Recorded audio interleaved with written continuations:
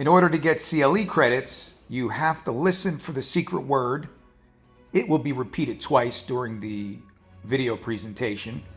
And sometime during the original presentation, Karen CORSI gave a secret code, and she announced it and may have even held up a sign, and you need that code as well. So there's two codes: the secret word, which is audio only, repeated twice, and the one where Karen CORSI said it on the day of the presentation. Jot them down as you listen. You obviously have to pay attention. Good luck.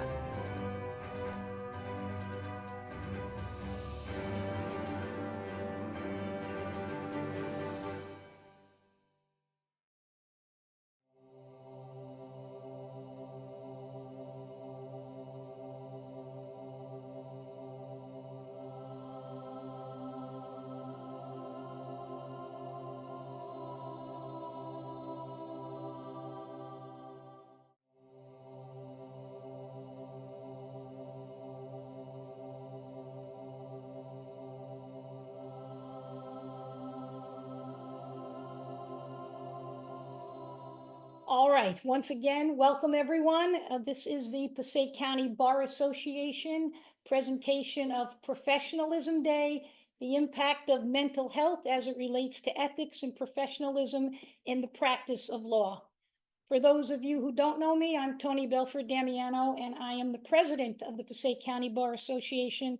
And I say this incredibly humbled to be able to tell you that we have a justice from the Supreme Court of New Jersey who has honored us with his presence here today. And that's big doings as far as I'm concerned, having the opportunity to be able to present him. We also have one of our own, Michael Pasquale, and I will give you their bios in a moment. As you know, this matter is being recorded. Everyone will receive 2.4 ethics credits. The code will appear at the end of the program. And once you get the code, please put it on the form you were given and send it in to Karen CORSI. And she will then process the form and send you back a certificate within the next few days. I want to thank Karen CORSI for setting this up. I also want to thank Judge Johnson, who made the contact with Justice Noriega for the initial communication, and I know she did a lot of legwork. So thank you, Judge Johnson, for that involvement. First, we're going to hear from, well, not going to hear from, but I'm going to give you the bio of Michael J. Pasquale. Anyone who is in Passaic County is, I'm sure, familiar with Mike, who is a very frequent speaker at our highlighted Christmas beefsteak. He is the moderator, so if you haven't been roasted by Michael, don't despair, your time may be coming. Mike's an 83 graduate of Colgate University, an 86 graduate of Brooklyn Law School. He worked as an associate at the office of Judge Robert Passero, and then in the same capacity of Walter Dewey. In 1991, Mike opened his own office. He's been a sole practitioner. He was with the firm of Pasquale and Browning in 2002 and has been a principal in his own firm. Since 1999, Mike has served as the borough attorney in the borough of Hawthorne.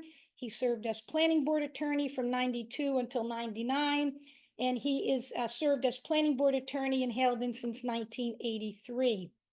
He has served as interim borough attorney in North Haledon and counsel to the Little Falls Ethics Committee. He actively served in professional and community capacities. He is the past president of the Passaic County Bar Association, past chair of its local government and land use committee, and is a trustee of the New Jersey Institute of Local Government Attorneys. Presently, he's serving as secretary of the Passaic County Ethics Committee, District 11.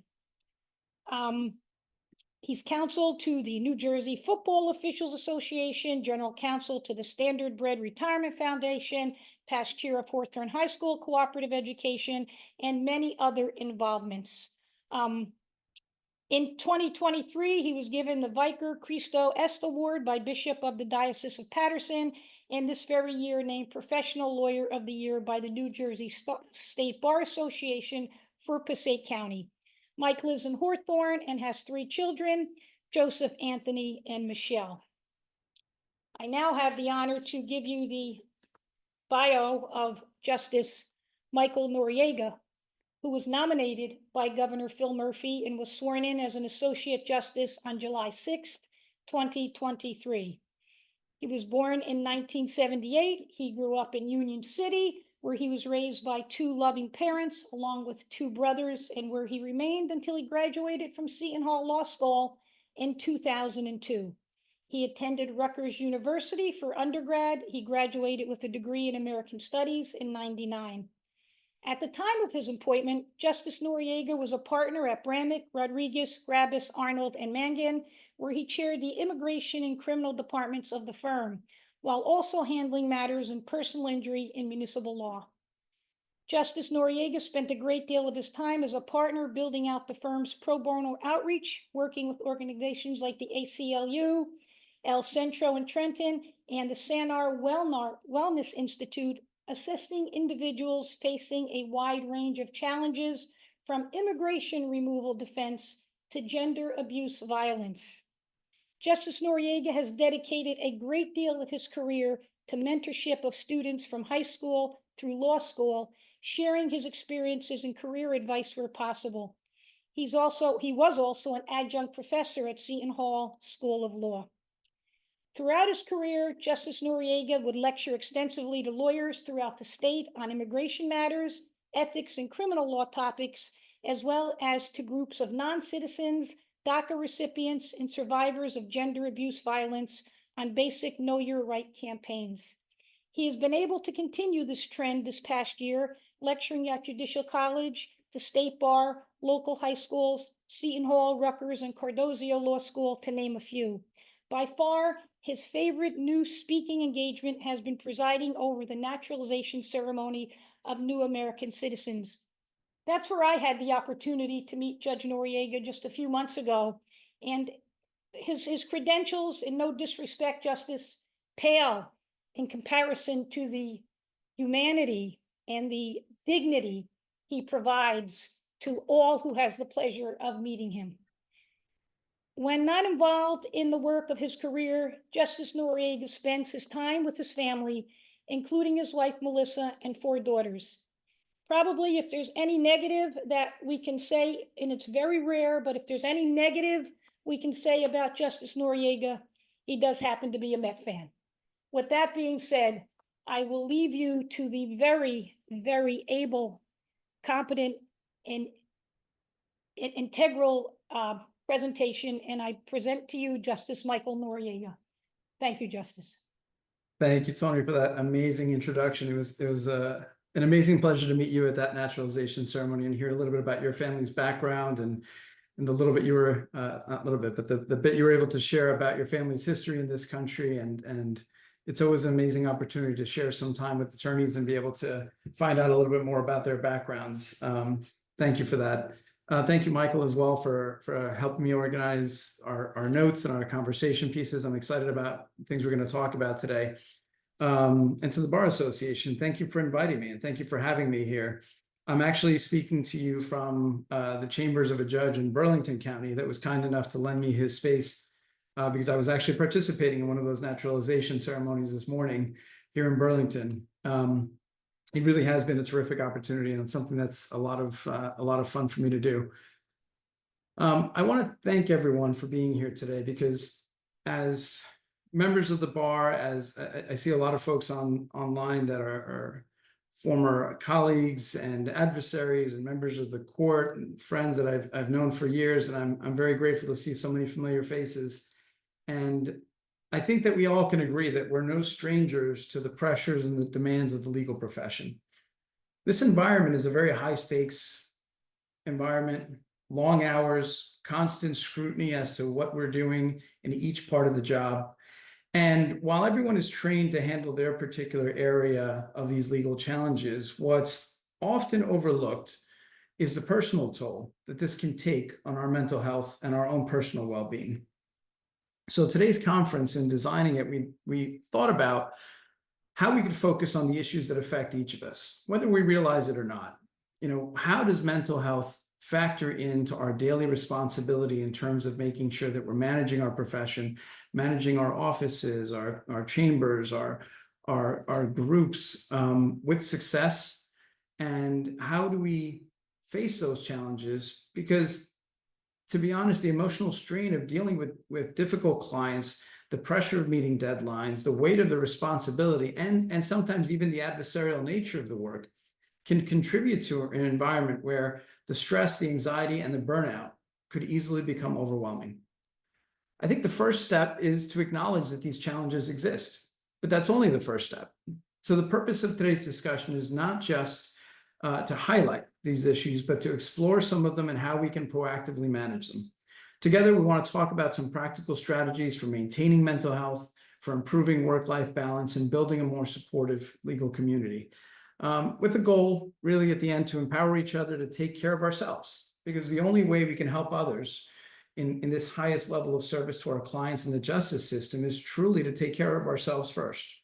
And mental health is really not a luxury. It's not something that we should hope to take care of someday in retirement. It's a necessity. And today we're here to find out ways to prioritize it in our demanding profession. And thank you so much for letting me participate and be a part of today.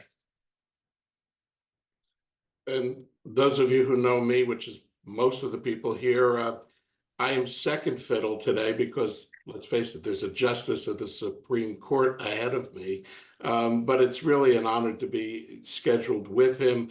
I don't think there's 117 people here because of me. I'm guessing he was the bigger draw. It could have just been the ICL credits, but whatever it is, I'm grateful that so many of you came today. My role is a little different from Justice Noriega's, and my role is more in the terms of being the secretary to attorney ethics for this county. I've been in that role for the last 10 years. I was previously a chair and vice chair of the committee. So I'm not going to try to throw a wet blanket on some of what Justice Noriega says by saying, hey, if you don't take care of yourself, this is what could happen. But at points I am going to speak to the pitfalls of not taking care of yourself and not looking out for signs of stress and distress, which could indeed lead to ethical violations. We speak of ethics violations frequently at the state level in terms of consistent patterns. And of the RPCs that exist, there's only a handful that are consistently to the forefront in terms of violation. And so many of those you could easily trace to a lapse in mental health, a lapse in physical health even. So that, you know, the stress and burnout that Justice Noriega speaks to is something we see frequently. So, you know, we're all caregivers. And one of the things that I stress to my clients, my doctor is my client. He comes to me for counseling every once in a while. And I said, you cannot be an effective caregiver if you're not caring for yourself. It is like trying to save a drowning person. You know, you got to also take care of yourself in that process, or you both go down. So it is very important that we create not just individual good mental health practices, but in the broader community, try to create an atmosphere where that comes to the forefront. So the justice is going to speak to a number of different points. I'm going to fill in with some anecdotes. There are some things I will have no specific response to. I can't speak to meditation, but I know that's going to be part of the presentation. But I will be able to fill in some things. So we want to make this a little interplay between the two of us. You have two Michaels in one room. Never really a good thing, but let's see how it goes. And I thank you for the opportunity to speak to all of you today. Justice? Thank you, Michael. I will say, and I apologize, but I do have to speak in somewhat broader terms. And I'm hoping that some of the different points that we raised today will resonate, and maybe they don't all resonate, but hopefully you can pick and choose the pieces of it that may have some impact on your career, on your day-to-day, on your professional life, with the goal being that it helps you out in some way, shape, or form. But Michael will be dealing with the nuts and bolts that I can't really address in terms of the particular legal provisions that we're dealing with. The first thing I want to talk about is one of the basic premises that we all deal with when we engage with other professionals, clients, the court. And that boundaries are essential in the legal profession. But boundaries are also essential for safeguarding mental health, especially where we're dealing with this kind of high pressure environment. So I want to talk about a couple of practical ways that you may not always think about, because sometimes you let your practice run the show and you don't necessarily take control of it. And one of the easiest ways, the number one way, is to define work hours. Define the limits of what a work day is. And I'll be honest with you, now being on the court, my schedule has been upended completely. I think I used to run a 24-hour schedule. I used to run, weekends, nights, holidays. It didn't matter. A client could get a hold of me at any time. And now I think I've had to adjust significantly. And the amount of reading that we do on the court, the amount of work we have to do to prepare has caused me to have to shift that mindset in terms of that balance. So whereas I always knew there was a time of evening where I would stop answering the phone if it rang, which is always difficult to do. You still end up returning voicemails later in the night. But for a little while every night, I made sure that I wasn't answering the phone. So now instead of that, I have to figure out when I can get my reading done that I don't ignore my family. So I have to shift my schedule around. Early morning hours, beginning at 4:30 and beyond is when I start my day to make sure that I can get my work in before I spend that time with my kids in the morning. The afternoon hours, if I'm home and I get to see them, there's several hours before I can engage with anything else, where I make sure that time is set apart. And it really takes an actual calculation to determine at the outset of the week when those hours are going to be spent working and when they're going to be spent at home. And I think sometimes we sort of leave it up to chance when we're going to have that opportunity to spend with family, when we're going to have that opportunity to spend on ourselves for some quality time to reconnect with your life. And I think it takes a concerted effort. So I personally think that using technology wisely, using your calendar, setting apart some time at the beginning of the week when you know that no matter what, at certain intervals, you're going to give yourself a chance to take some time for yourself in whatever way that is. Because I'm sure that many can sympathize with the fact that, the week starts with every good intention. Your things to do list starts with every good intention. You set out to accomplish 10 tasks at the beginning of the week, but by Wednesday, Thursday, you realize you may not have gotten to a single one of those tasks yet. And the week begins to build so quickly and the days begin to bleed into one another to the point where, other people have controlled the train, other situations, the court, clients, other circumstances have begun to manage your schedule. So I think using technology in a way that is somewhat structured and is strict, where you absolutely give yourself those opportunities to take a chance for yourself to recover a little bit from a hectic week where it feels nonstop, is necessary. I think triaging work is something that I think most people don't stop to do once in a while. And I think it's important to take a chance with your staff to triage your work, figure out what are the most important tasks and whether or not they all require the same level of urgency. Not every task or not every case is going to require the same level of attention or urgency, and you have to learn to differentiate between the high priority work and what can wait. And if you're selective with how you spend your time, you can avoid that feeling of being overwhelmed. You can avoid that sense of that onslaught that just seems to never end. I think in conjunction with this, delegation is something that's very important. Yesterday, I had the privilege of being in Gloucester County and speaking to folks about succession planning and about how to build their ranks with newer attorneys in the community, because they're finding that there aren't a lot of newer attorneys joining the bar, joining the practices. And there's a lot of folks that are going to begin to retire in the near future, and they don't have succession plans in place for those firms. They don't have models yet for what they're going to do with their businesses as they begin to age, to get to an age when they want to retire and they want to start slowing down.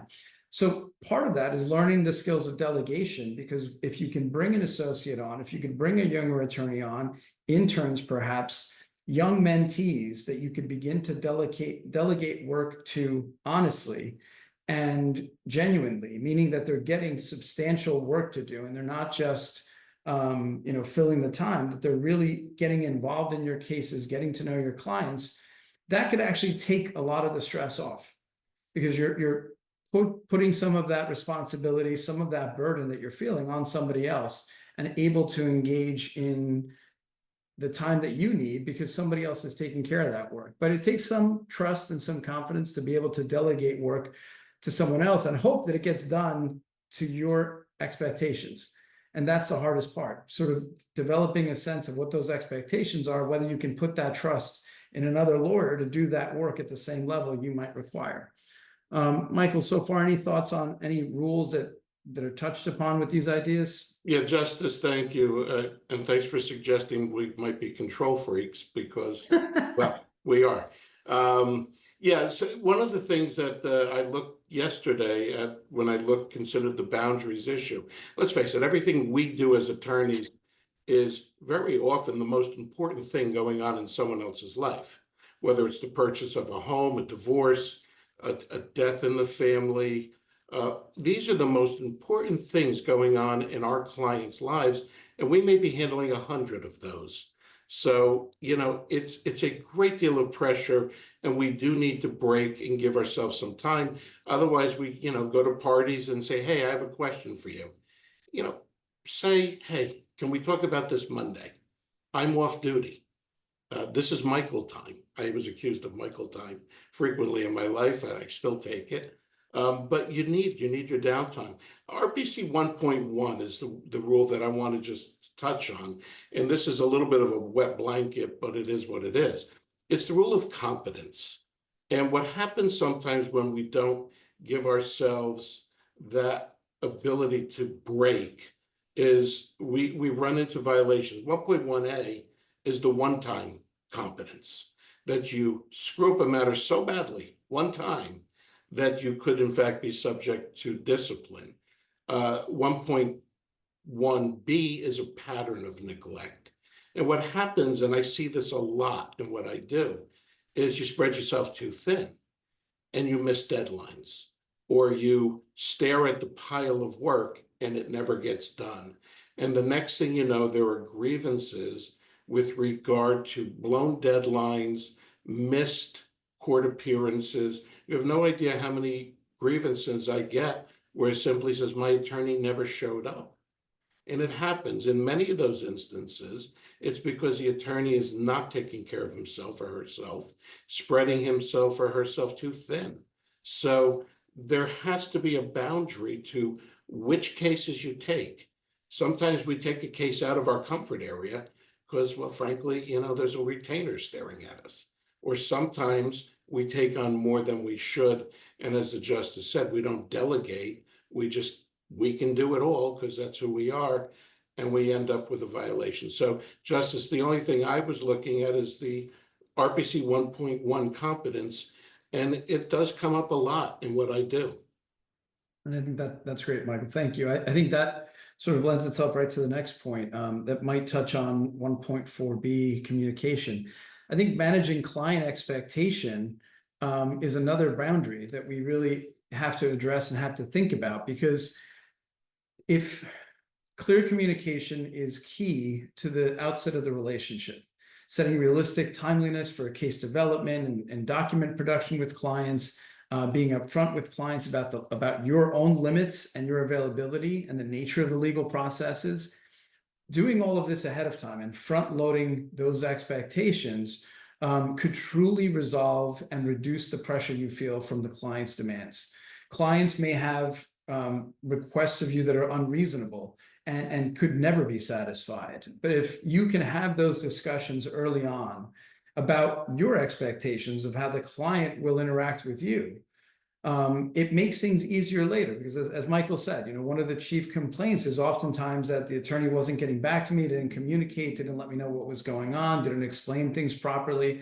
And sometimes focusing on that client communication early on really understanding that they are in possibly the most critical moment of their life, a situation they may never encounter again. As much as you may have had a case similar to this hundreds of times at this point in your career, this might be a once and only opportunity in their entire life that they're dealing with such a critical circumstance. So if you take the time to treat them as a unique individual that is dealing with this and confronting this situation for the first time, it makes it a lot easier to think about how they might feel and what might calm them down and give them some guideposts in order to deal with you throughout the course of the relationship and how you want them to deal with you. Because I think the more guidance you give them about your expectations, the better they'll behave, right? As much as maybe that word might not be the best, but I think you want your clients to behave and treat you appropriately throughout the process so that you can reduce that stress, because sometimes the client's behavior, their demands of you are sometimes what adds to the pressure that the case itself brings. The case itself is a very high pressure situation in most circumstances, and the client's demands can enhance that. So I think sometimes that's a critical part of it. I think just as a corollary to this, before I'll flip it to Michael to talk about that particular RPC, but we have to try to sometimes limit the emotional involvement in the case, which can be challenging. It's essential to emphasize this to clients because these cases are sometimes an overly absorbing emotional burden, which can be harmful. And if you can maintain that professional boundary by offering support while managing their emotional investments in the case, you can sort of keep yourself healthier by not getting overly invested in the emotional aspects of the case, because that can sometimes really cause a lot of harm.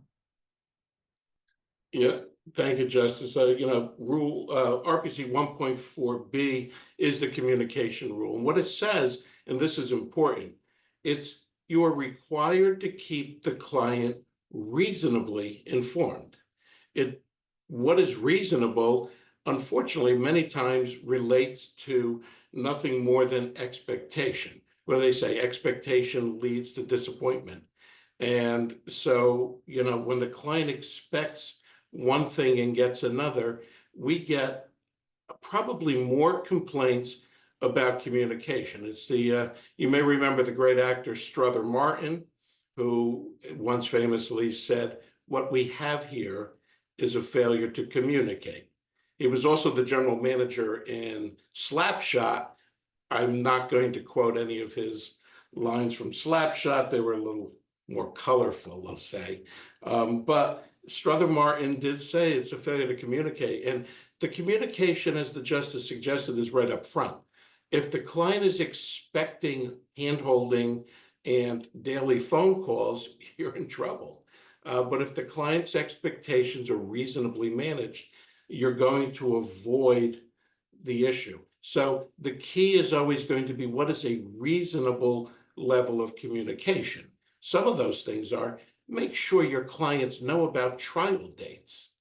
Make sure your clients know about important meeting dates affecting the client, where they have an option to appear. To simply say my client has chosen not to appear and that wasn't the case, you're going to have a problem with a violation of the rule. So RPC 1.4b, the communication rule, is something that is probably the number one cause for grievances in this and throughout the state. And I will say one more piece to this issue, which is, I think, important, is to avoid overpromising. I think in the rush to please clients, some attorneys can sometimes promise unrealistic expectations, unrealistic outcomes. And I think setting that proper boundary and being clear about what's possible and maintaining transparency about the limits of your role can sometimes ease the stress when the results that you might often expect are what occur.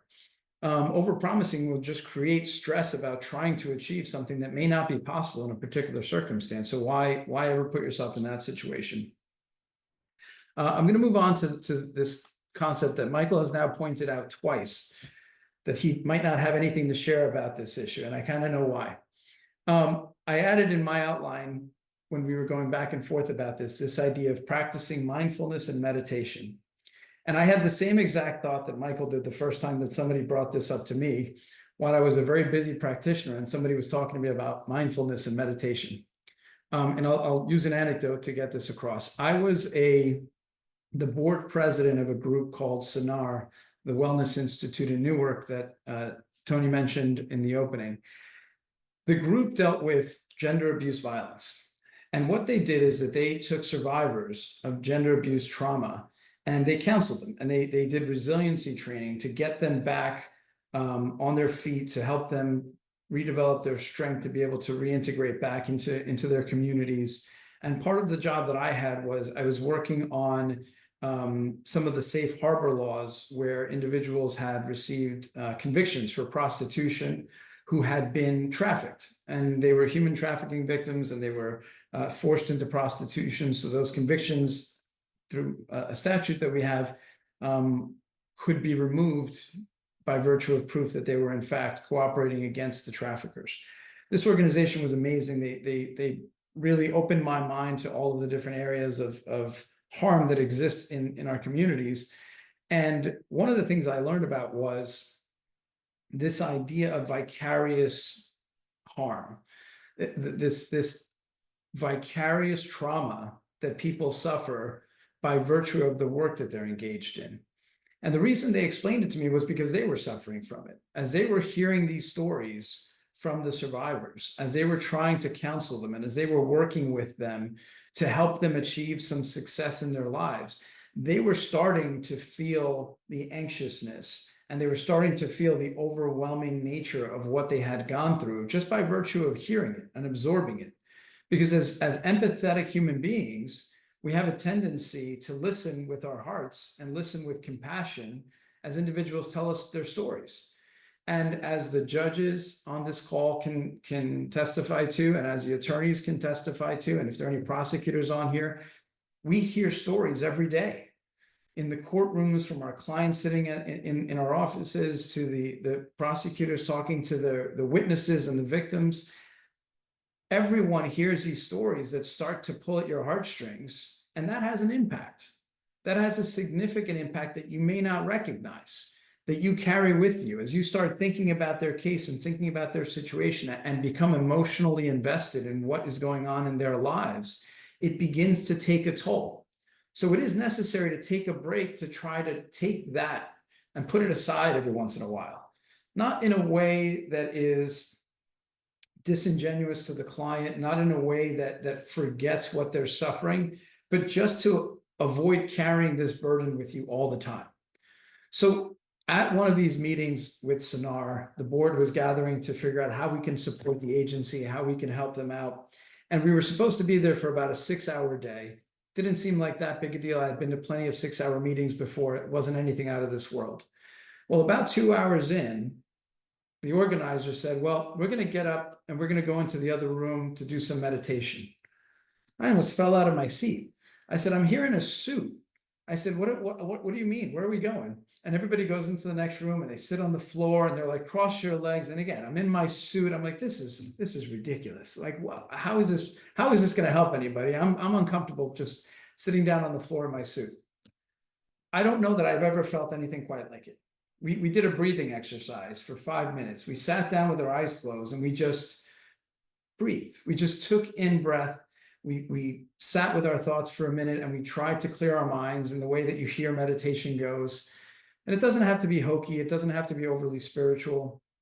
But for that moment, I could just sit with my own thoughts for a few minutes and set aside the problems and the issues of all of the horrendous things we had been discussing for 2 hours that they go through.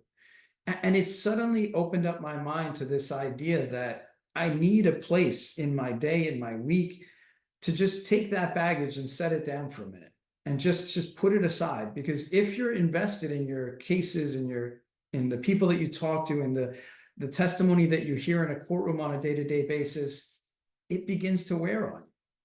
So in whatever way that is, in any way that makes sense to you, whatever meditation, mindfulness, whatever you want that to mean, what I mean it to be is to take a moment to simply come back to yourself and be able to set those burdens down for a little while so that you can actually breathe again and feel yourself completely before moving on with the next case or the next person or the next witness or the next story that you hear, which really does wear on us. If you've noticed, Elvis you're Presley. in mixed company of people that are not in the legal profession, and they hear a story about something that is so commonplace to us.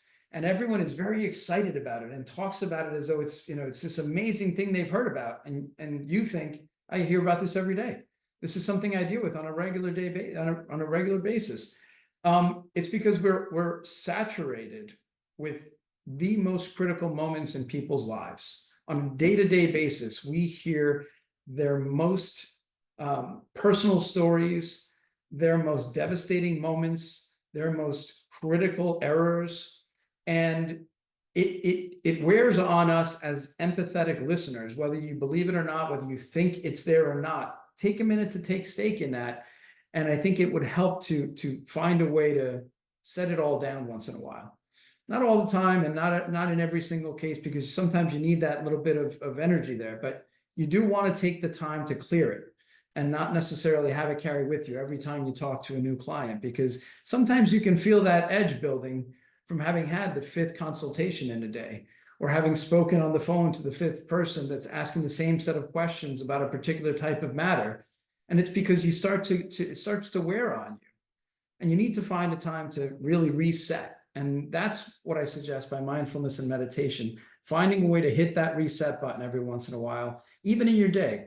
If it means getting up and taking a walk around the block to clear your head, if it means getting up and just taking a moment to quietly breathe with some light music on and just reset so you can get back to it, you'd be surprised what a refresher it could be.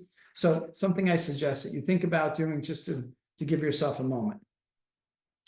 Michael, any thoughts on rules or anything that might apply? Yeah, there's no rule on meditation that I'm aware of, but there's possibly going to be one. Now, it's funny, when I saw that, and I knew what you meant was not really a let's all meditate, but rather find ways to clear your head, find ways to do so. It's funny, one of the things Toni omitted from my bio is the fact that for the last 23 years, I've taught 6th grade CCD, Sunday mornings. I go in there and I'm now dealing with 11-year-olds. And the problems that confront 11-year-olds are so different from the problems that, we prayed for Fetty Wap's good health one day when he had a motorcycle accident. We, concern ourselves with items of fashion that I knew nothing about. I learned so much about Ariana Grande. I never knew who she was, thought it was a Starbucks order. No idea. And then I find out that she's a singer that was adored by many of my 11-year-olds. But the idea of spending an hour and a half with a group of 11-year-olds once a week is so refreshing. And it really clears, and their problems versus the problems of us as adults, totally different world. And it's just, again, there are so many ways you can clear your head without necessarily sitting cross-legged on a rug. So again, I appreciate the thought, Justice. Great. Thank you, Michael. So the next point is trying to figure out a way to manage workloads efficiently. And this is a problem that has many different reasons for existing. I'm sure from the judiciary's perspective, you can't always control the workload, and you can't always control the amount that you get. From the practitioner's perspective, I think sometimes the work is a necessity for the economic value of it, and then you can't necessarily turn work away depending on the circumstances. So I think there are tools that exist. There are available resources that exist to find ways to manage your practice, to manage tasks more easily, and to try to prioritize and break things into manageable chunks so that they don't overwhelm. And I do think, Michael, you hit on it earlier, that attorneys are overachievers. Attorneys as a group, they really want to handle all of it and want to get it all done perfectly. And I think that releasing that concept and allowing others to join in, empowering support staff to do more than perhaps they have done up to a certain point, to be able to develop their skills in a way that might reduce the workload and help efficiency in an office, I think is critical. And I think more needs to be done in the different bar associations and across the state to help practitioners begin to make their offices more efficient workplaces. I personally have now had the benefit of being able to go speak at law schools and speak to law students. And one of my sort of jokes is that if I had been able to go back to do it again, the one thing I would do is go to business school first.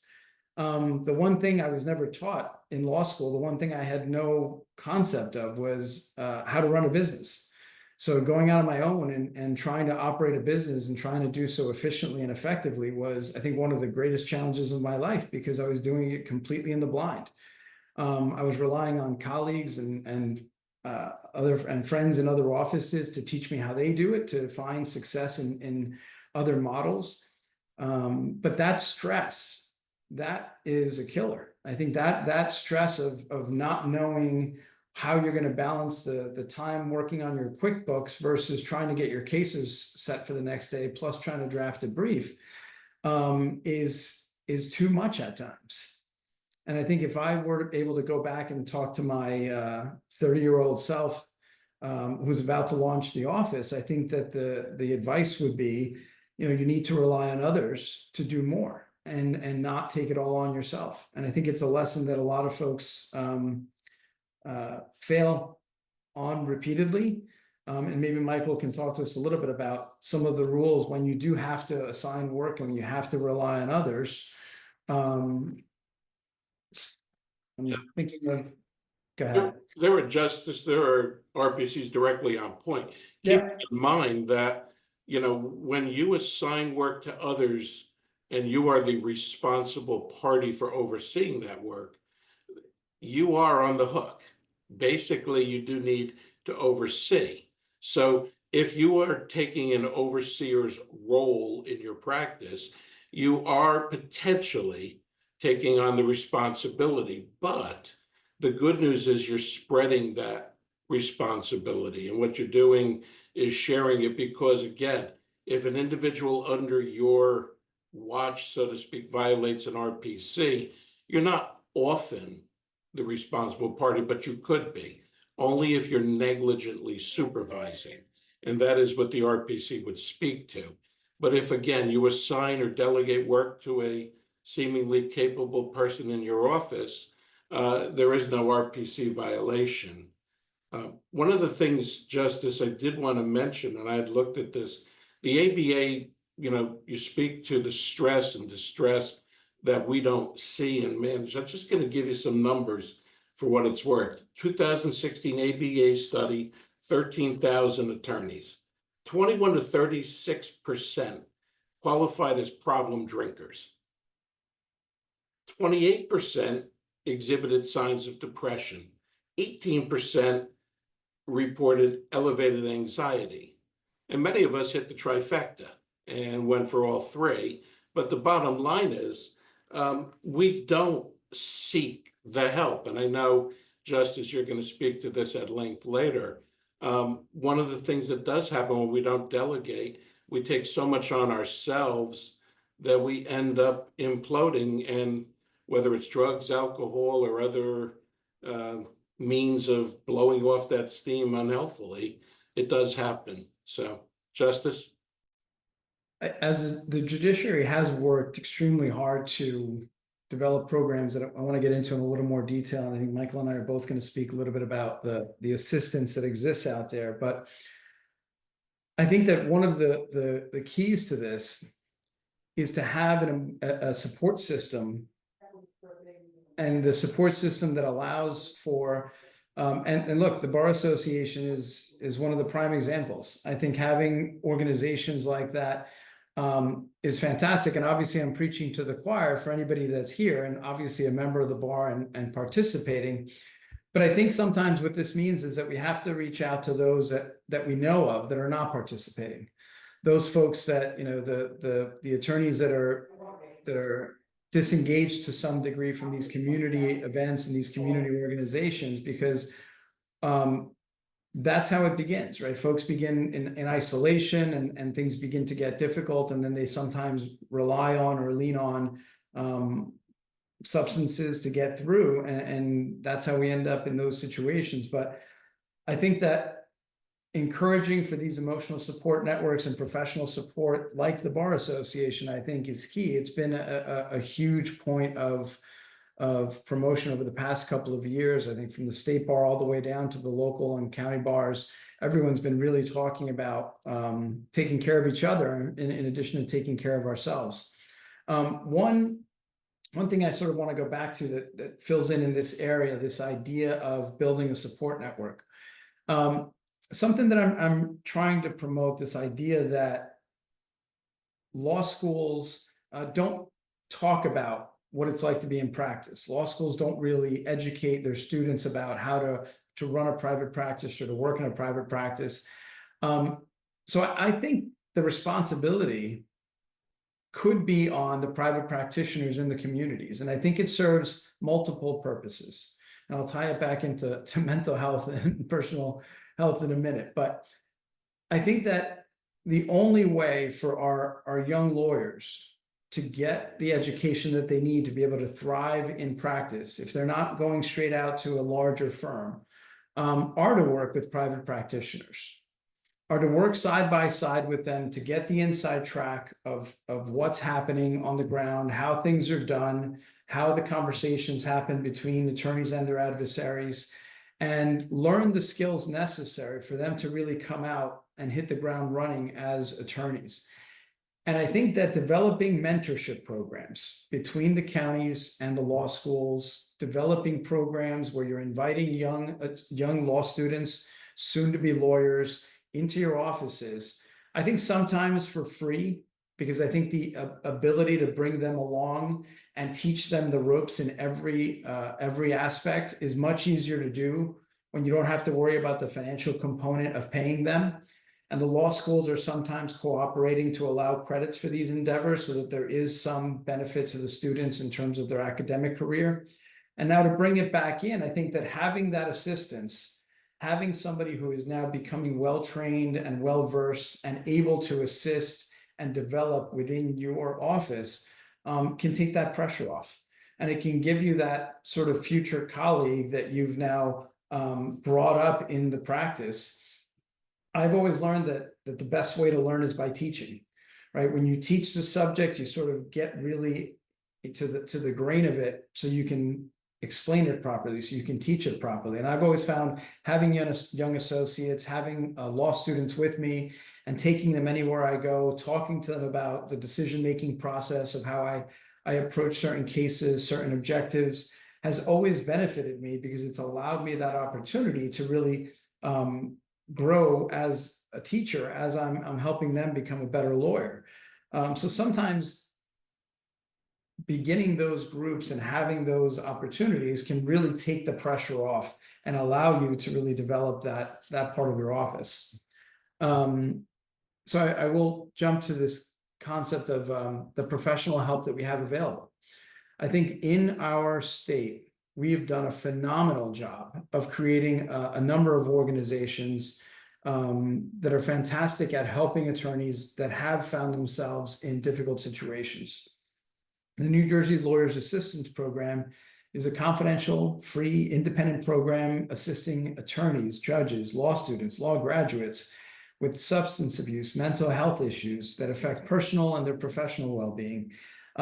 There are assessments that can be made so that they can make the proper recommendations and make referrals to either substance abuse or a mental health disorder counseling and any resources that are necessary, in addition to offering ongoing support. And this is funded by our professionals in the state through our dues, through the payments that you make for registration every year. These organizations are funded to give back to attorneys. So this is a completely confidential and private ability to reach out and ask for the help needed when those moments strike. So I think it's incredibly important for folks to to participate where possible.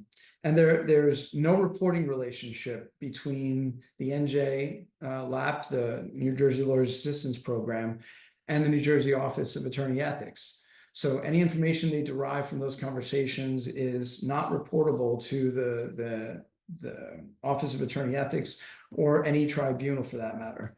So it's incredibly important that folks keep that in mind and think about it in the event that they find themselves in that situation, or to hand that referral over to a colleague who you may see struggling. Because I think there's no greater struggle than seeing a colleague in a situation where you're suspecting that they might be suffering and they might be dealing with a particular situation, which can have all sorts of pitfalls. Because once they're down that road, you're not only concerned about the individual, perhaps their family and what they're going through, but you know that the problems could spiral to their work, their clients, and eventually cause all sorts of problems that once they head down that road become more and more difficult to return from.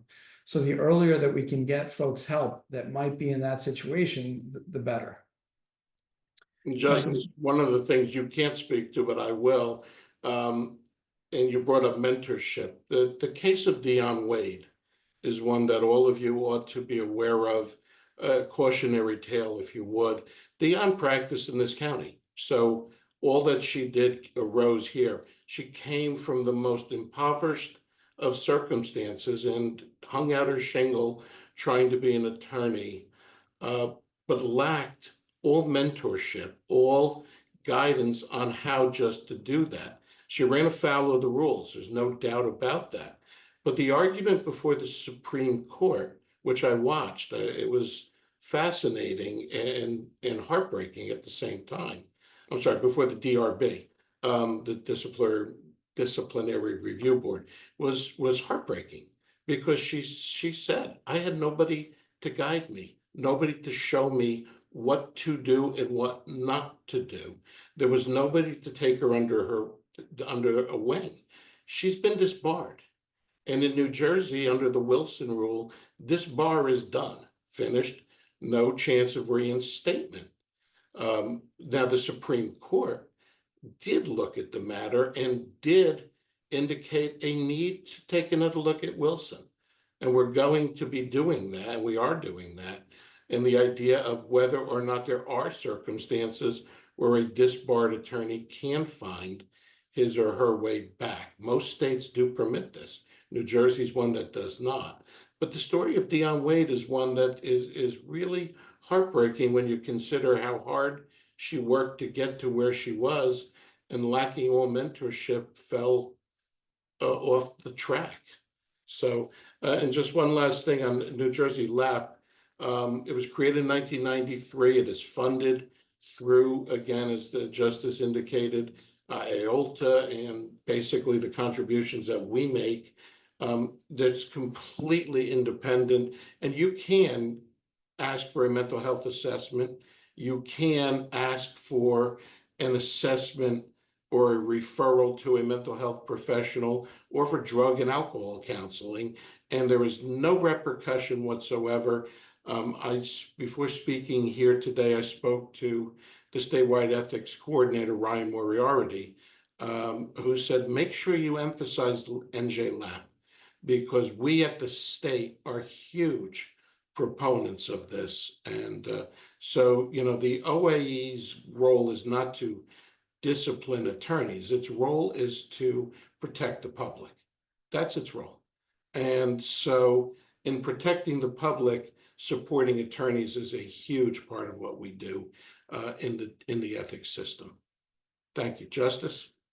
Michael, I think that was great. I think it's sometimes a forgotten point that our RPCs are designed to instill the public's confidence in us, and not necessarily a form of punishment per se. It's not meant for that purpose. It's meant to make sure that the public is always protected. So I think that's a highly important point. So I'm gonna shift gears slightly. I would say, I'm not sure if we were set up for this, but if there are any questions, people wanted to put them in the chat. I'm sure Michael and I wouldn't mind getting some feedback if people want to make it a little more interactive. if that's all right. That's all right with you, Michael? Oh, no, I'm totally good. All right. Whatever they throw, but I'm gonna expect you to answer most of them. Absolutely. Um, so I think I was at I mentioned Gloucester County yesterday, and I met an attorney by the name of Ted Ritter. And he's been practicing since 1976, I believe he said was when he started.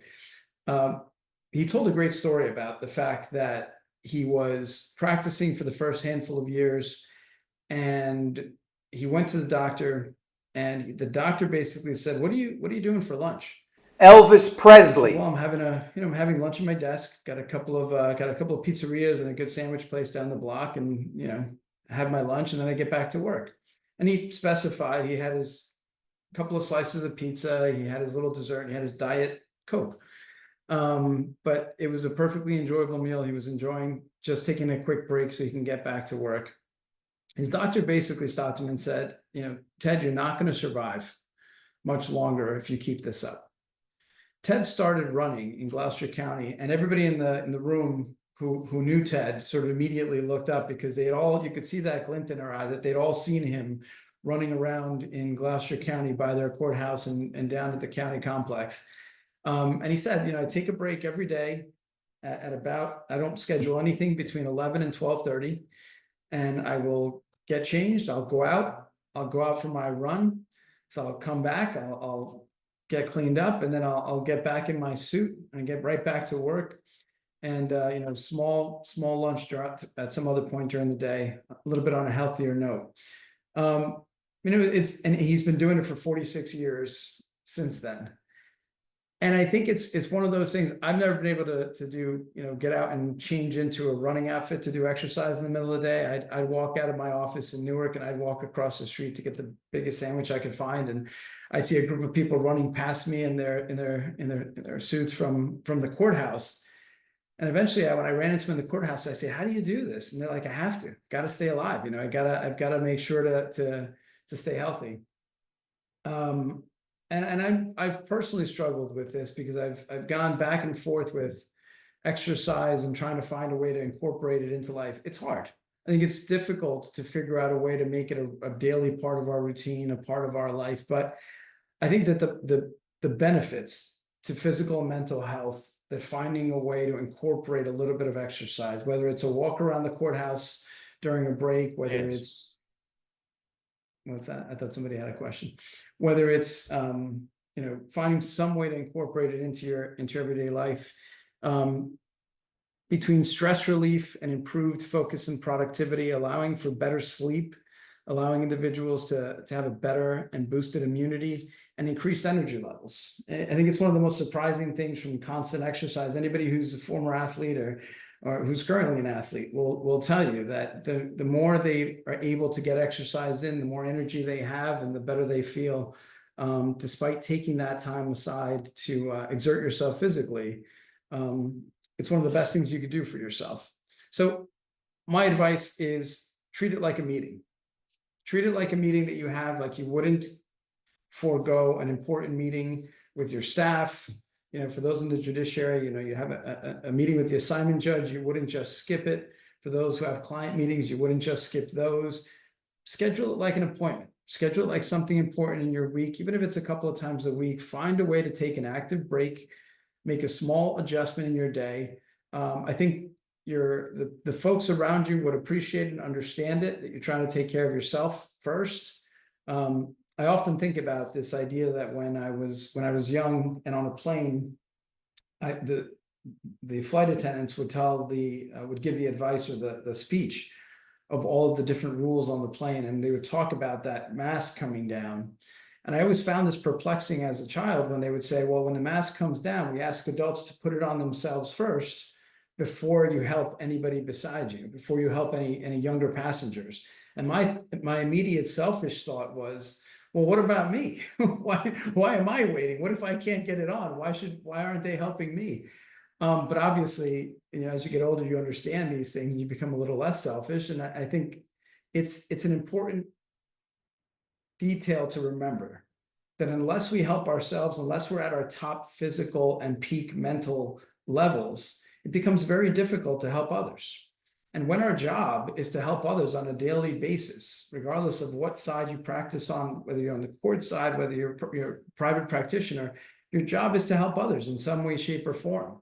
So if you're not at your absolute top peak performance, it makes it much harder to do, and that begins to take a toll. Every day it takes a toll, a little bit at a time.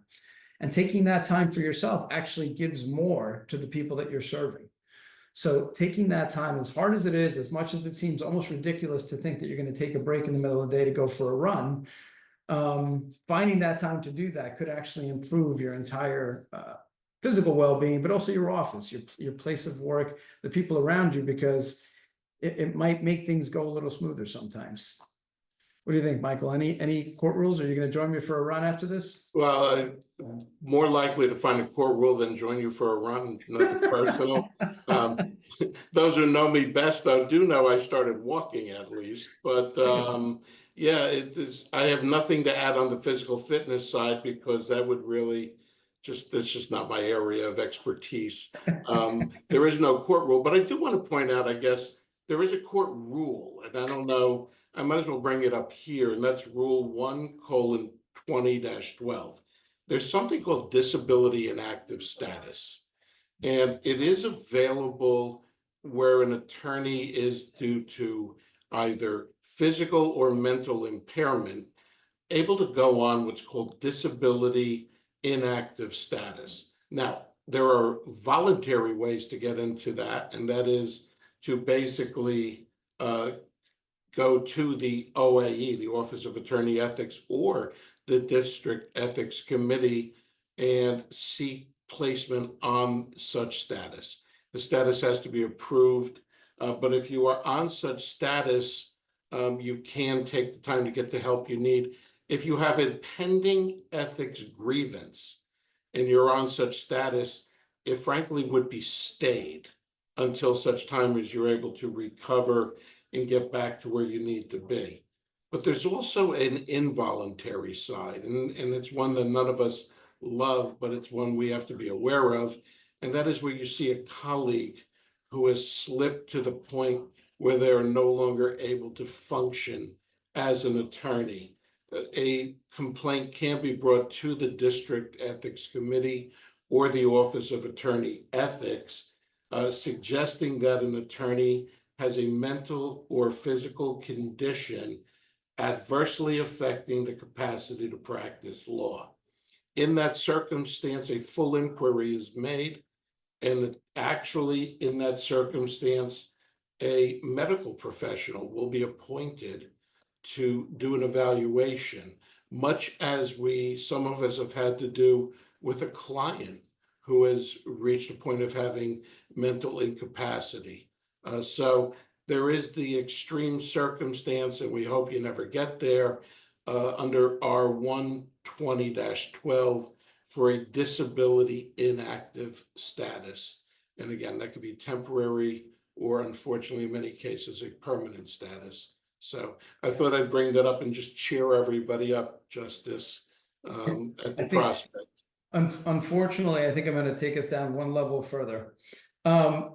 So one issue that we didn't really outline here together, Michael, but I think that's important is, I don't know how many folks on this call have ever been in a situation to be appointed by the court in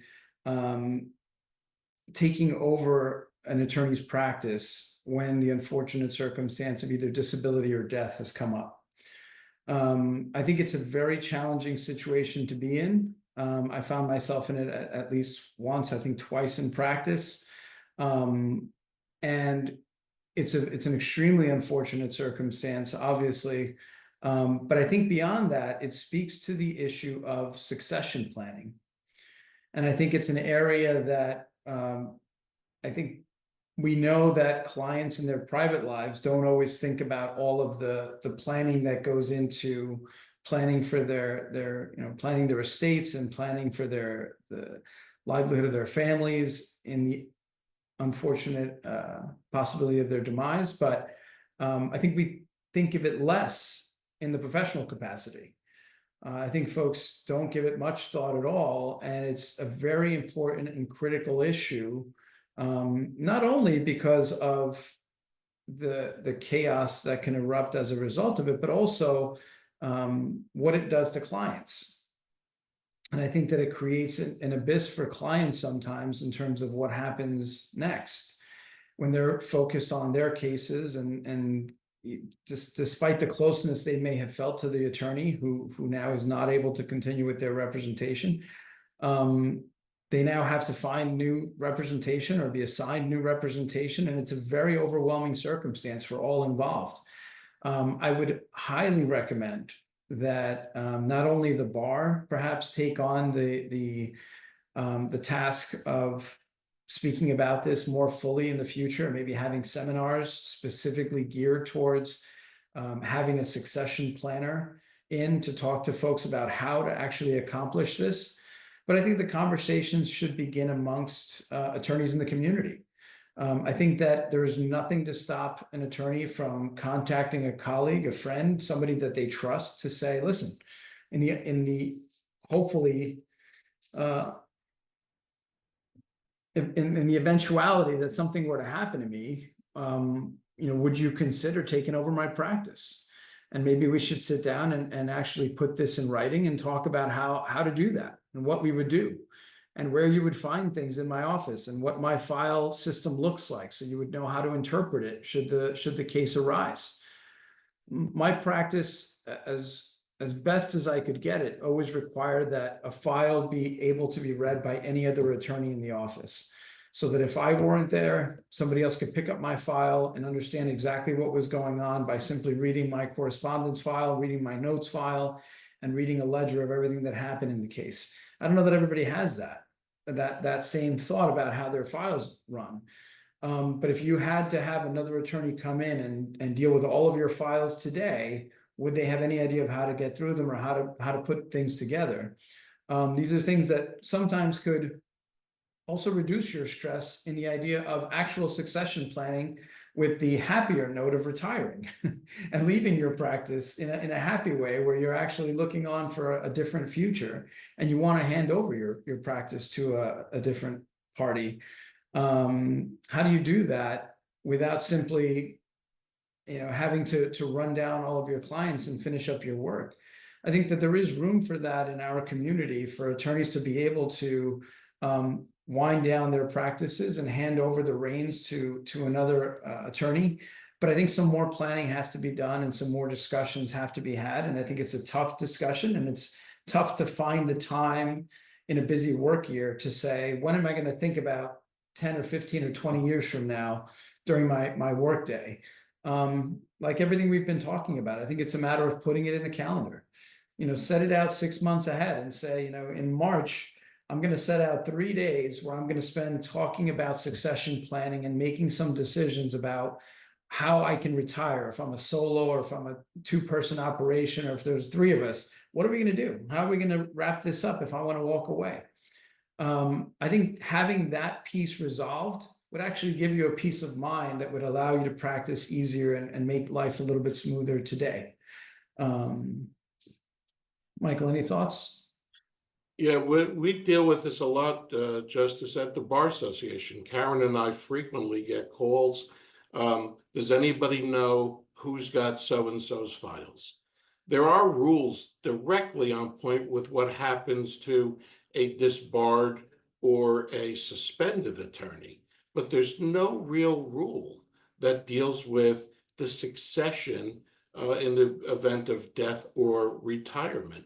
And unfortunately, absent planning, we frequently have a hard time tracking down old wills and things like that. And people, so yeah, to the extent that you can, you need to at least let someone be aware of, where your stuff is. And so it is a serious problem that we face, no doubt about it. Justice, I don't know if we spoke to mental illness or disability in the context of the law, but if I would at this point, I want to give a little quick and none too pleasant, since we're, I'll get all the unpleasantries out of the way now. I want you to understand that mental illness or defect is not necessarily an excuse for violating the rules of professional conduct. And one of the things that the Supreme Court has looked at is the difference between explanation and excuse, which is not dissimilar from, say, the criminal law, where we might be able to explain conduct, but we don't necessarily excuse it. The standard is the matter of Jacob, and it's found in 95 NJ 132. It's a 1984 case. Mr. Jacob was accused of taking monies from trust that belonged to someone else. It was investigated and dismissed by the District Ethics Committee, which at that time, misappropriation right now was dealt with in Trenton, not here. But it was dealt with and dismissed. It was remanded for a closer look, and it was found out that over 2 years, Mr. Jacob had taken $30,000 from his clients in 57 separate transactions. His defense was, yes, I did it, but I was suffering from, I have to look at this one, thyrotoxicosis, which is a thyroid condition that releases into the body hormones to the point where you act as if drunk. He was having difficulty conceiving a child with his wife. This led him to an extramarital affair somehow. Don't know how. I didn't see the linkage, but that was what he said. He drank too much, and he started stealing from his clients. And the Supreme Court upheld a disbarment for the attorney.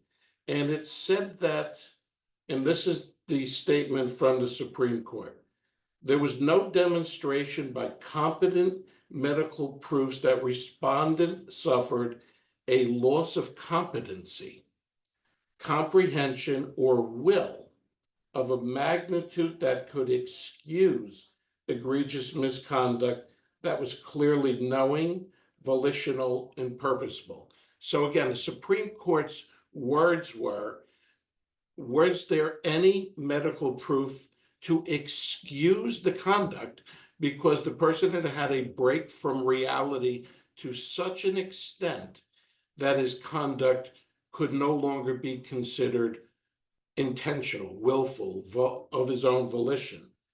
Since that decision in 1984, not any case has cleared the hurdle, not any. And it's particularly so in the cases of taking monies from one's trust account. And the Wilson rule again says automatic disbar. I'll give you one more. It's In re Bach. Mr. Bach, in a 1988 case, faked his own death. And for 5 weeks, he pretended to be dead because his wife caught him in an extramarital affair. He and the girlfriend took off. He left a suicide note. All these circumstances that everybody thought for 5 weeks he was dead. He then resurfaced and was ultimately given a 6-month suspension for what he did. But again, the court said his alcoholism and his clear break with reality when he went so far as to fake his own death was not enough. So there are circumstances where you may be excused from conduct, but they're very, very few. And thus far, in all the years, what are we talking, 40 years since the decision in Jacob, no case has cleared the hurdle. So word to everyone, don't steal from your trust account, no matter what. That's it, Justice. I'm done bringing everybody down. I think that's solid advice, to say the least. So I think along those lines, I mean, some of the causes of some of the mental health issues and substance abuse issues that folks face, I think we're living in this post-COVID era where Zoom, and as we are on today, and I think Zoom courts, there's a broad discussion out there about getting back to court for the camaraderie and getting back to court for some of the younger attorneys who are in need of developing those skills and sharpening those skills in the trial courts that most of us developed by sitting in the back of a courtroom watching those ahead of us practice. And some real questions about whether or not that has changed the dynamic of the legal profession in the state.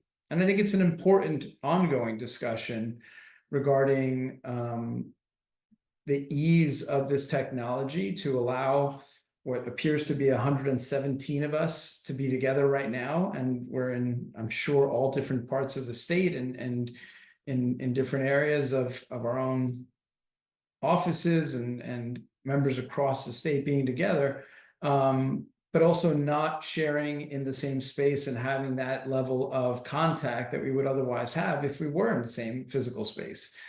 So I do think there's a big question mark on the benefits and the drawbacks of our new virtual environments that we find ourselves in from time to time. But I don't think there can be any real argument about the fact that isolation does cause some problems. And that isolation is huge in our profession, because there are times where you find yourself facing that blank page, right? Trying to work on a brief or a pleading or drafting a document or a simple complicated letter that could be taking all of your focus. And, it's easy to see how many lawyers feel disconnected from one another. And that disconnection can grow. It can grow from feeling disconnected from your colleagues to disconnected from your friends and family. And that could begin people in a spiral. So it becomes dangerous to suffer a little too long in that isolation, regardless of the benefits or the downsides of virtual technology. I think that there is still a level of isolation that has always existed in our profession that has to be taken into account. So I would offer that for anyone who feels that for themselves, but also to reach out to those colleagues and those individuals that are most at risk for being burnt out and exasperated with the stress that we deal with and the anxiety that comes with the profession, because it takes a toll. So I mean, some minor tips for trying to figure this out, I think are things we've already talked about today.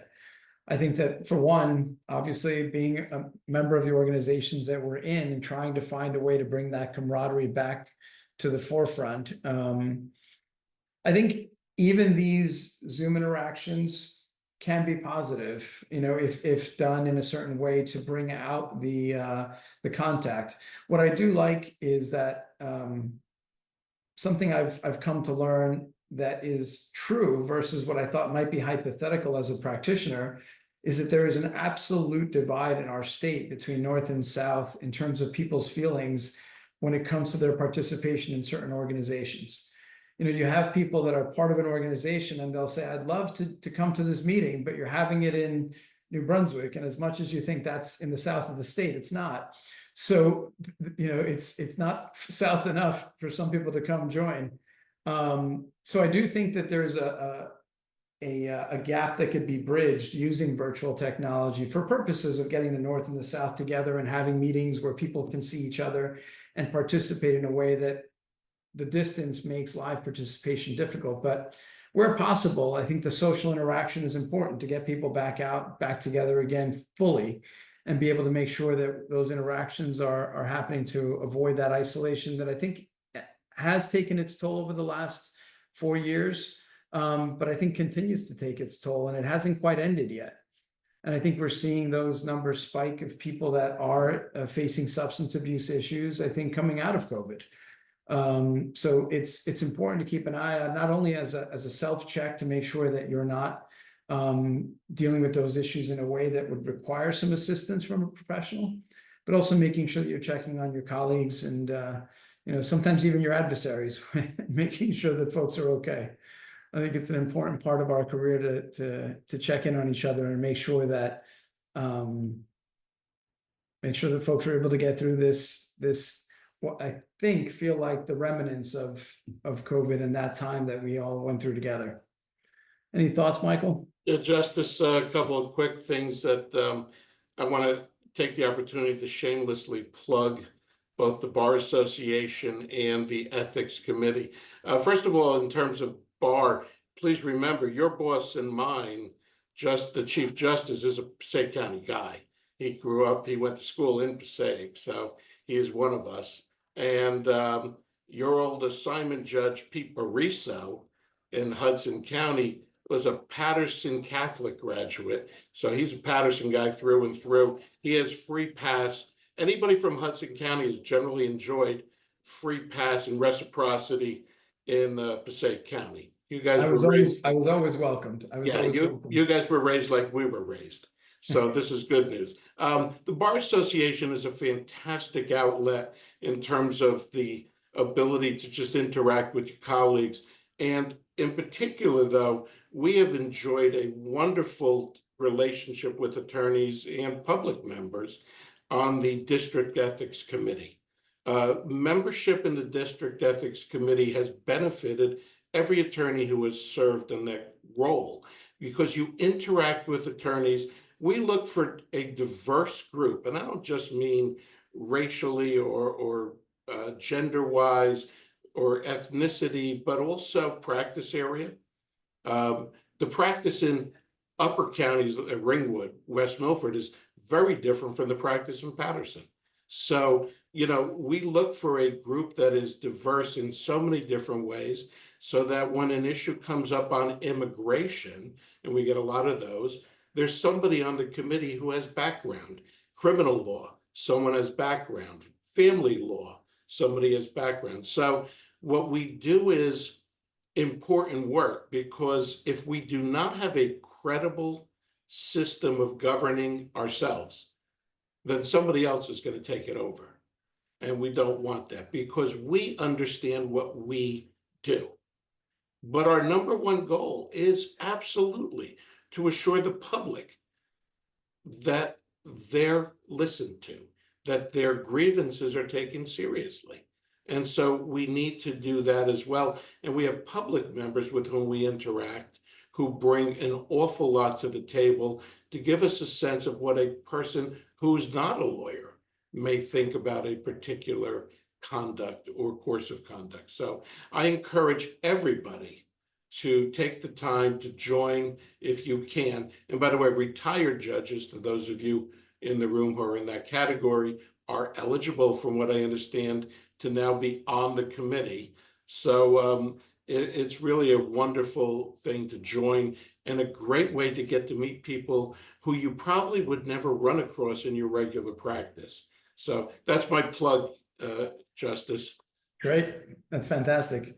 And Passaic was always a very welcoming place for me as a practitioner, even though it wasn't my my home turf. It was always I always felt very welcome there.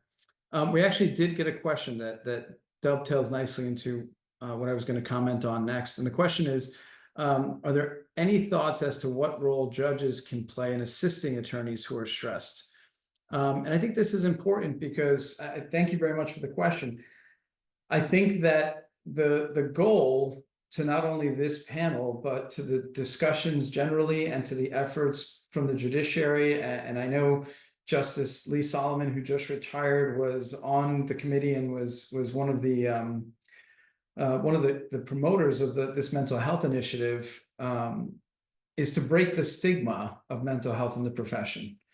And I think that part of that is to acknowledge the reality of it. I mean, we pride ourselves on our intellect, on our problem-solving skills, and to be able to sort of perform under this immense pressure. But it speaks to this unspoken expectation that we're supposed to always be strong, always be composed, always be in control. And I think that admitting to the mental health struggles that people face can feel like a weakness. And that's the biggest problem, trying to avoid that piece where individuals can feel comfortable sharing that the pressure can be too much sometimes. And that doesn't mean the person is incapable of handling the pressure at all. It just means that in this moment, the pressure is slightly too much. And I think it's time to break that stigma to allow people to recognize that mental health issues are common. The challenges are widespread. They exist amongst our colleagues in the legal community, and the research shows that, you know, attorneys are at a higher rate of depression, anxiety, substance abuse, even greater than some members of the general population. So pretending it doesn't exist, or pretending that it's an individual flaw or a character flaw, I think we do so at we do so in a way that would diminish what this means to the people that are suffering it. And we don't want to pretend to do that or pretend that it doesn't exist. We talked about it a couple of times, but this pressure to be perfect, this pressure of perfection, leads to struggles that I think will make an individual feel like being imperfect or less than is destructive to their reputation as a whole, or perhaps will defeat their career advancement. I think if we can destigmatize this issue of mental health, this issue of wanting to feel a sense of power to remove some of these burdens, and have some tough days, and be able to express that to our colleagues and say that some of these days are tough.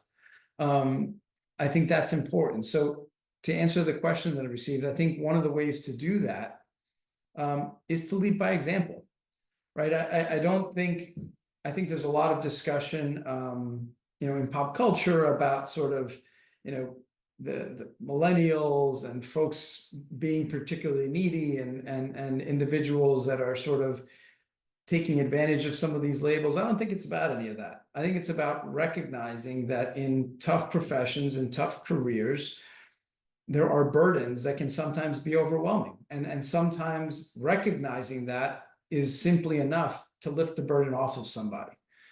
And that's enough to just give them that room to breathe, to be able to get through that next moment, to be able to pick up the burden again. Because nobody is suggesting that folks have to just unload it all and never pick it up again. Because I think the point is, you want to be able to get back to work, and you want to be able to do a substantial amount of work and do it well. But the key is like the key to exercise. You know, you think you might be exhausted after exercising, but somehow exercising gives you more energy. Same here. I think that dealing with the mental health issue, addressing it, recognizing that it exists, recognizing that you're overwhelmed and overburdened, actually releases that burden and allows you to do more, and allows you to do more successfully with a clear mind. So in terms of what the court can do with stressed attorneys, I think the most successful judges that I appeared before as a practitioner, and I take a lot of direction from Chief Justice Rabner, and I think many judges who behave like him. I've never witnessed somebody who could more easily bring calm to an entire room with just a couple of words. And it is that leading by example where we all take our signal from the chief, where his composure and his ability to be focused on the arguments during oral argument and on the issues, despite an attorney that may seem stressed or even angry sometimes in those moments standing at the podium. I think the chief's resolve to stay on task and really bring it back down to earth, and not get emotional, and not feel that he needs to respond emotionally to somebody who may have had an emotional moment in an aggressive way, or, you know, in a way that might not be perfect. I think has always demonstrated to me, at least, a way to take that time with people, to sort of let them have their moment, but we're going to move back into talking about what we need to talk about. And rather than engaging emotionally with the person and getting into a screaming match, for example, would serve no purpose. So I think that for judges, you're in a position of authority. And I think that to control your courtroom with the decorum that you choose, and to have it be a place of calm so that people can get their work done, is an important example that the attorneys should take heed of. And then if an attorney steps out of that and feels an emotional outburst, well, there may be a reason for that you may not recognize in that moment, that goes beyond the case, beyond the courtroom, beyond anything that anybody has any real knowledge of, except for that one attorney. So sometimes perhaps it's a good moment to take a step back and let them have that moment. And if you demonstrate resolve and demonstrate calmness in exchange and in return of that outburst, perhaps the person will recognize that your emotional level being at such a discordant level as theirs will snap them out of it. And it's very difficult to be angry and yell at somebody who's being extraordinarily calm. And if the reason the attorney is struggling in that moment is because of the stress and the overwhelming nature of their work on whatever side of the V they're practicing, your calmness may bring them back down to earth for a second. And if they're angry about your decision, that's a whole other issue. And I can't necessarily suggest that calmness will always work, but I think generally speaking, that may be a way to help an attorney who's stressed. But I also think there's nothing that should prevent a judge who recognizes an attorney is going through a stressful moment to suggest to them the existence of these programs in the state that's for their benefit. I think that it's a kindness to a colleague in the profession to let them know that this exists, that they need somebody to talk to. I don't think there's anything wrong with that. Michael, how would you feel about that approach? Yeah, I think that, I get this a lot. First of all, you don't want to be that judge that was here one time who tried to break up a fist fight in his chambers and broke his arm in the process. Don't be him. But, I do get calls sometimes, Justice, from some of the judges in this room saying, hey, I got an issue. I don't know which one I have to report. Keep in mind, if you see unethical conduct, you have a duty to report unethical conduct. The question then becomes, well, what about something that is indecorous? Because there's the rule 3.5, which said there should be a level of decorum towards the tribunal. What if somebody is flirting with the line but not over it? What if you see somebody fraying at the edges? I have gotten calls from judges, and I'll welcome them always. And it's one of the nice things about having our ethics in-house, so to speak, to say, hey, this guy is acting in ways that are troubling me, missing deadlines, missing court appearances. And while I've excused them for now, I can't keep doing so. And the Bar Association has tried to set up a mentorship program to help assist lawyers. And we've had a few instances. We've had lawyers falling off the edge and tried to get mentorship with some of the more senior members of the bar. So if judges are feeling that they're not seeing conduct that is clearly a violation of the rules, but it's going in that direction, I have no issue with you calling me to see if we can give any form of assistance, either locally or statewide. And I think on a broader note, I think that what you just told us about speaks to something fantastic about Passaic, and what I've recognized in a lot of different counties is the idea that the bar is so close with the bench that the ability of that communication to exist and that trust to exist really for the judges who recognize as former practitioners what the difficulties are, and being able to try to address it without being immediately running to sanctions. And obviously every circumstance is different. It's a case-by-case situation that every judge will have to encounter. But the idea that kind of community exists, I think, is important for the attorneys to know. And I hope that I've always had as a practitioner, I've always had a wonderful time in Passaic County because of the wonderful collegiality that has existed, both from the court, from the state side when I was practicing in criminal, as well as the defense counsel. I think it's important to have that community aspect so people can watch out for each other and make sure that they're keeping an eye on things when people need some assistance or need some help to get back on track. That's incredibly important. Justice, I'll bring up a couple of additional things that I had. I touched on 3.5 a second ago, which is decorum to the tribunal. I'll mention RPC 3.4 as well, which is fairness to opposing counsel. So you have two RPCs, 3.4, 3.5. One is fairness to the other side and to opposing counsel. The other is acting in a particularly decorous way, we'll say, before the tribunal. Neither one of which requires, it doesn't require you to be nice. It requires you simply to not be disruptive. Or in the case of your adversaries, it requires you to turn over documents you're obligated to turn over, to not use underhanded and violative ways of presenting your case. But it doesn't require, neither one of those rules requires you to be particularly civil.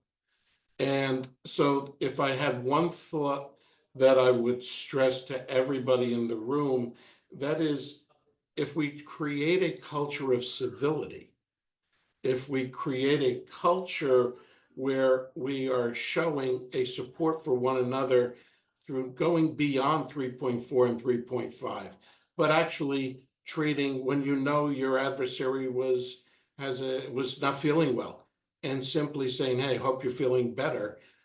What does that take? What does that really take out of your life to simply add a human touch? And the human touch is not really found in the RPCs. It's not found in the ethics committee, but it ought to be found in our practice. So I would just ask and suggest all of you go beyond the RPCs. Don't do what you have to do what you ought to do. And so I just leave that thought with you, Your Honor. Could I ask you, Michael, what do you think? What would you say to any sort of newer attorneys or younger practitioners that are just starting out, when they do see an adversary who seems to be acting in a way that is different than perhaps you have dealt with them so far, right? This isn't somebody with a bad reputation. This isn't somebody who's been known to be a bit aggressive. This is somebody you've always had a pleasant interaction with, and is suddenly sort of going off the rails in a case that doesn't seem to have warranted it in any way, shape, or form. What's your take on the best way to encounter that situation? Yeah, I mean, if you're not capable, because you don't have the relationship yourself, of sitting down and saying, hey, what's going on, then by all means to reach out to me as the ethics chair, to reach out to Karen as our executive director of the bar, because Karen is really our go-to person in terms of steering it then to somebody. We had circumstances where this kind of thing happened, and we went to somebody who had that relationship, who could put an arm around someone's shoulder and say, hey, what's going on? So I think by all means, reach out to Karen, reach out to me, reach out to the Bar Association, because, you know, frankly, we do wish to help in those circumstances. Justice, if I may add to that, Please.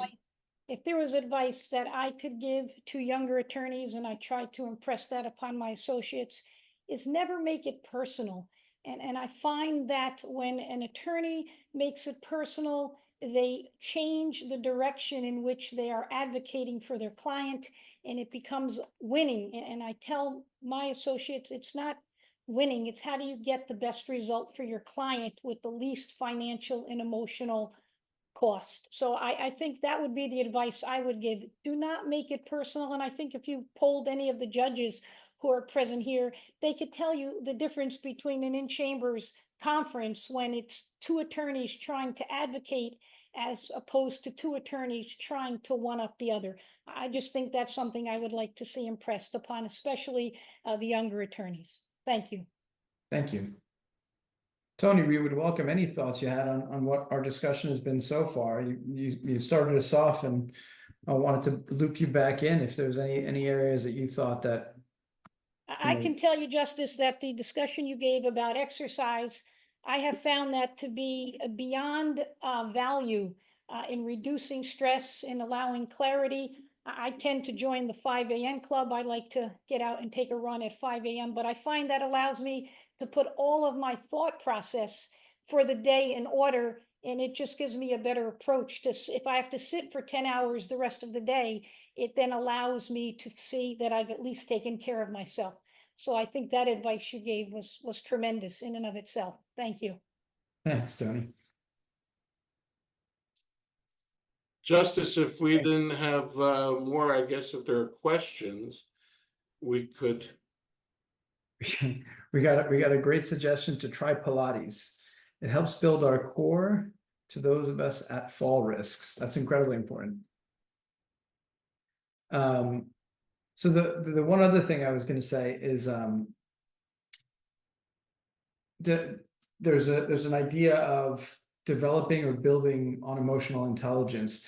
This idea of sort of all the concepts we're talking about really lead to this greater understanding of our own emotional well-being, mental health well-being, to be able to deal with our clients' emotional health and well-being. I think that there are some times where your client's disposition or the way that they're interacting with you seems so foreign, or so it's easy to, again, stigmatize or even discount the way that a client's feeling about something or acting, because you may not have taken the time or the opportunity to really understand the stresses that they're going through. Again, besides all the stress we've talked about in terms of what we're dealing with, we probably deal with people at their most stressful moments. I don't know about all of you, but I know that most of the clients that I dealt with, whether they were facing a criminal charge or facing incarceration, facing deportation, if they were injured after a car accident and stressed about whether or not they would have full use of their body after that, the amount of stress and fear and burden that they carried with them was enormous. And it's easy to see how some of them decompensated as a result of those stresses, where they sort of continuously got worse as the cases progressed, depending on what the outcome might look like. I think some of those criminal cases were really tough to watch the clients begin to deteriorate over time as they saw what might be the inevitable future in their case. And those are things that I think we can take a page out of that history of watching our own clients suffer through their dilemmas, to take a beat to say, hey, you might be on a very different track in terms of your life trajectory, but the amount of burden, the amount of stress, the amount of pressure that you put on yourself, given the amount of cases you deal with and how you approach your work, is not so dissimilar from that isolated moment of your client's life that they're dealing with, that overwhelming sense of pressure because of that one situation. You're actually carrying on all of the pressures and burdens of all of your cases. If you're not managing it, you're carrying it with you at all times. So really actively trying to figure out a way to shift that burden a bit, to move it off of your shoulders and not carry it with you on a daily basis. Hopefully is some of the takeaway from today, that there are a lot of tools out there that exist that can help you, and a lot of your colleagues and the judiciary and the state has resources, because everybody's here for you. Wants to make sure people have the tools they need to not have to carry those burdens alone. Does anybody have any questions or anything else they wanted to add? Michael, if there's anything else you wanted to add, I feel like we're Justice, I just want to add two things. Number one is to make sure that those of you who are not members of the Passaic County Bar Association and are eligible to do so, please join us. We could use all the support we can get, and more than that, you will benefit from it. Justice, the only thing I would add is this: we've talked about in many ways how to help the lawyer in distress, but creating an overall culture in which the lawyers as a group can succeed is probably the best way of addressing issues, to create that culture that It has camaraderie, civility, kindness, decency, things that, you know, they don't teach you that in law school either. But we all ought to take that to work every day. So that would be my parting thought is it doesn't take much to have good manners. It's a piece, right? We taught our kids, have good manners. Just, you know, treat people with kindness. It's not that hard to do. So that's my parting thought. I want to thank you for giving me the opportunity to join you today. It's been a wonderful opportunity for all of us to share and part of your ongoing journey. So thank you. Thank you, Michael. This has been an absolute pleasure. I feel like you were a tremendous help here today. And Toni, thank you as well. I don't want to cut us short. I'm afraid that Karen's going to tell us we have a little more time. I don't want to ruin anybody's CLE participation benefits here. Karen, are we close enough? Yeah, right now I'm going to give everybody the program code. It's PR 1010. PR 1010. And I'll also put the program code in the chat for everyone. And in closing, Michael Pasquale, of course, thank you. Very much appreciated for your insight. And Justice, to think that you were able to provide us with 2 hours of time that I know is very precious in your busy schedule. We are indeed honored. I am indeed honored. On behalf of the Passaic County Bar Association, we thank you from the bottom of our hearts. To the membership, just an update, November 29th is Judicial Portraits. So that is where we honor 4 of our judges. We will be hanging their portraits. December 9th is the Christmas beefsteak. Be active, be part of the bar. We got some really good things coming. In closing, once again, we cannot thank both Michaels. Justice, I don't mean to take the liberty of first name. We cannot thank both of you enough for your time and your insight. I know we will be better attorneys for it. So that concludes our program. Thank you, everyone. I want you to know we had a record amount of participants, I think, in the history of the Passaic County Bar. So that is a credit, especially to the membership, but most important to our speakers. Again, thank you very much. And that concludes this portion of the presentation.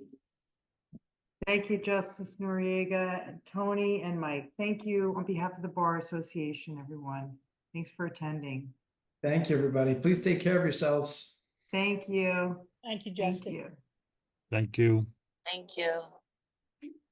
Thank you, Justice. Thank you. Nice to see you. Oh, by the way, Justice, you. I have something you might like. Yes, Al. There you go. I wanted to put it up earlier. Nice. I don't want to upset anybody, especially, Michael.